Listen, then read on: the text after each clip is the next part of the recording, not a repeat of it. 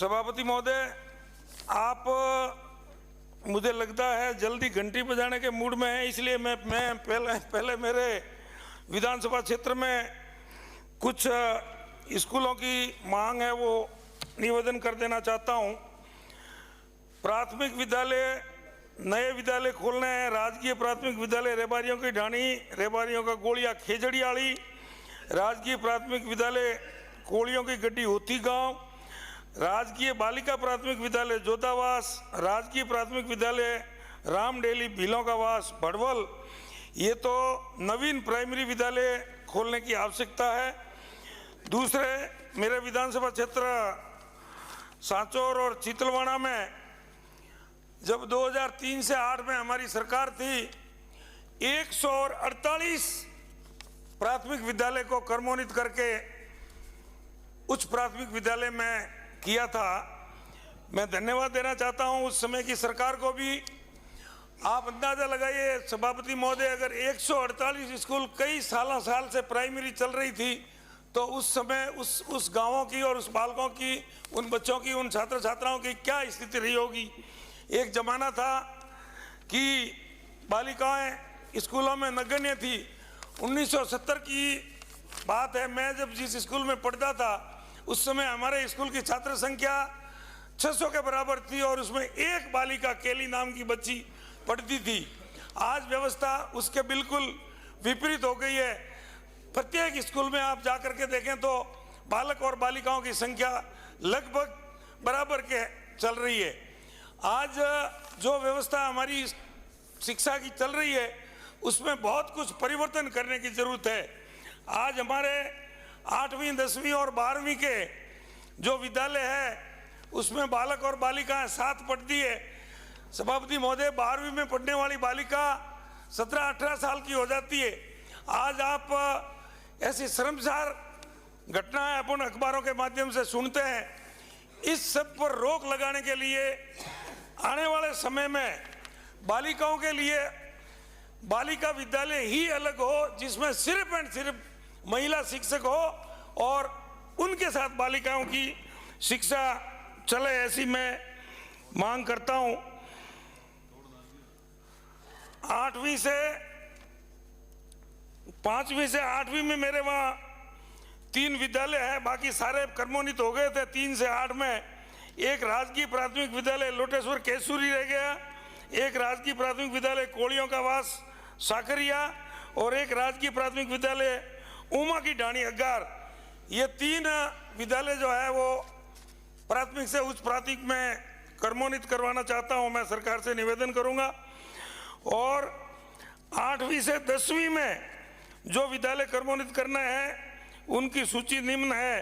राजकीय उच्च प्राथमिक विद्यालय सीलू, राजकीय उच्च प्राथमिक विद्यालय वापा, राजकीय उच्च प्राथमिक विद्यालय बिजरोल का गोलिया, राजकीय उच्च प्राथमिक विद्यालय धींगपुरा, राजकीय उच्च प्राथमिक विद्यालय झेरोल, राजकीय उच्च प्राथमिक विद्यालय कागोड़ा, राजकीय उच्च प्राथमिक विद्यालय भाटवास, राजकीय उच्च प्राथमिक विद्यालय अरनाय का गोलिया।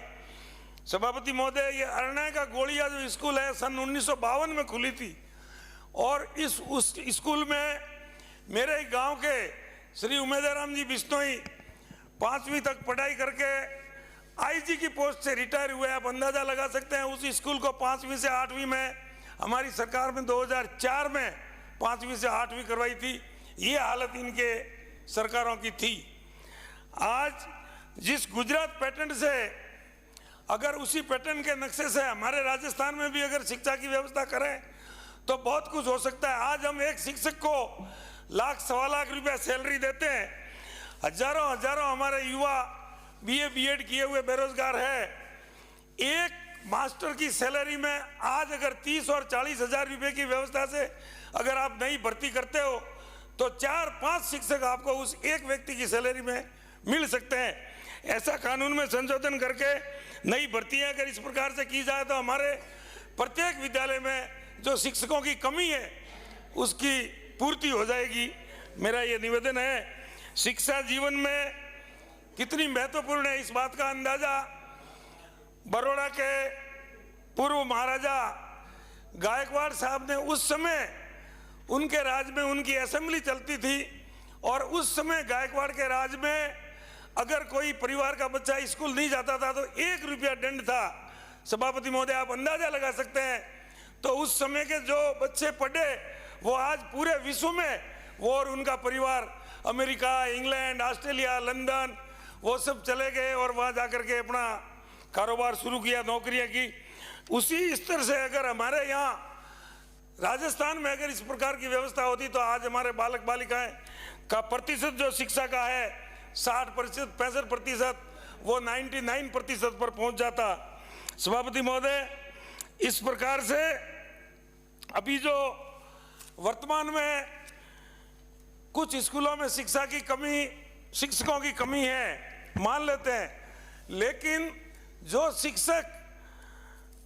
शिक्षा में गुरु और शिष्य का जो रिश्ता है उसको इतना पवित्र माना गया है।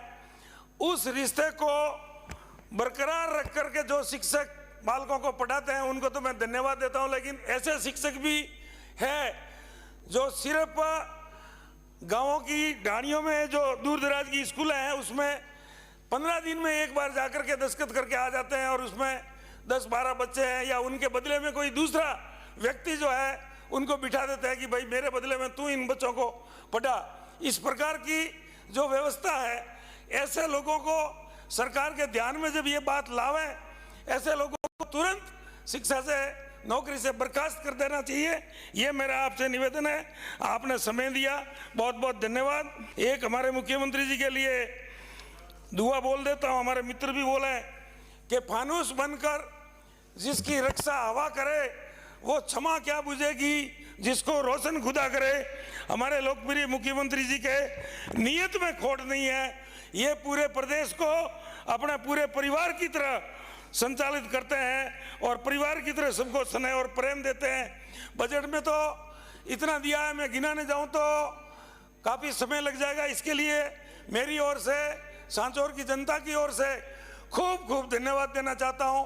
पुनः आपको और हमारे पूरे मंत्रिमंडल को धन्यवाद देते हुए मैं मेरी बात को पूर्ण करता हूं। बहुत बहुत धन्यवाद।